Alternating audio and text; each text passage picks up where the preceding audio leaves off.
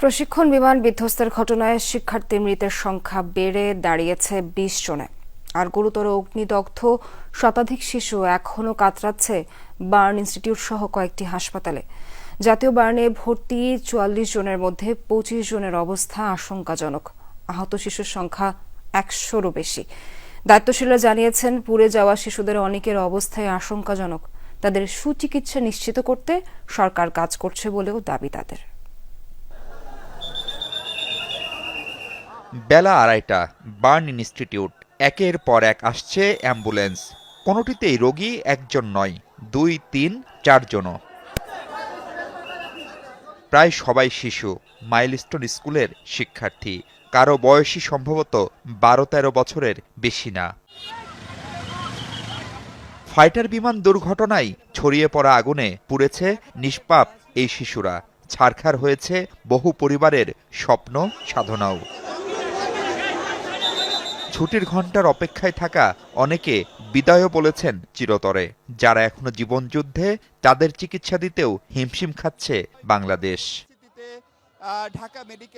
ঘটনাস্থল উত্তর আধুনিক হাসপাতাল, সিএমএইচ, বার্ন ইনস্টিটিউট।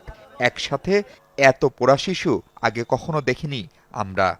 এক ছোট ভাই, ও এখানে বার্ন হয়েছে, পুড়ে গেছে। ওর বার্নের যে চিকিৎসাটা একটা এক্সট্রিম পর্যায়ে দেওয়ার মতো আসলে আমাদের সক্ষমতাটা একটু ক্ষীণ। মুহূর্তেই জরুরি চিকিৎসা, আইসিইউ, লাইফ সাপোর্ট, কারো কারো মৃত্যু। মা বাবা স্বজনের আর্তনাদ, বুক ফাটা কান্না।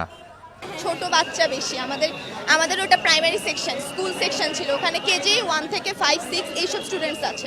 আমার হাতে যে ছিল তার 95% তো পড়া গেছে। আর আমার সাথে আমার একটা ভাগ্নি আসছিল, ওর 20% পড়ছে। আর আরেকজনকে, দুজনকে আশঙ্কাজনকভাবে আইসিইউতে রাখছে। তারপর কত আয়োজন, আনুষ্ঠানিকতা।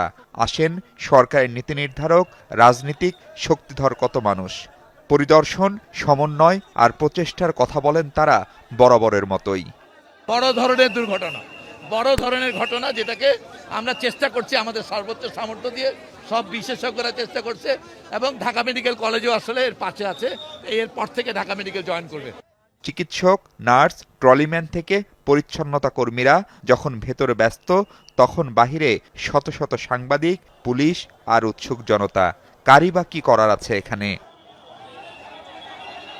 সন্তান হারানো স্বজন কিংবা মুমূর্ষ পুত্র বা কন্যার মা বাবার কাছে পুরো পৃথিবীই তো আসলে অর্থহীন এখানে।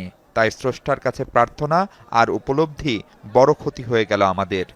প্রধানত চিকিৎসার ক্ষেত্রে আমাদের যে দক্ষতা, এই প্রতিষ্ঠানের সামর্থ্য, দক্ষ চিকিৎসক, রক্ত, আনুষঙ্গিক সকল প্রস্তুতি সম্পূর্ণ আছে।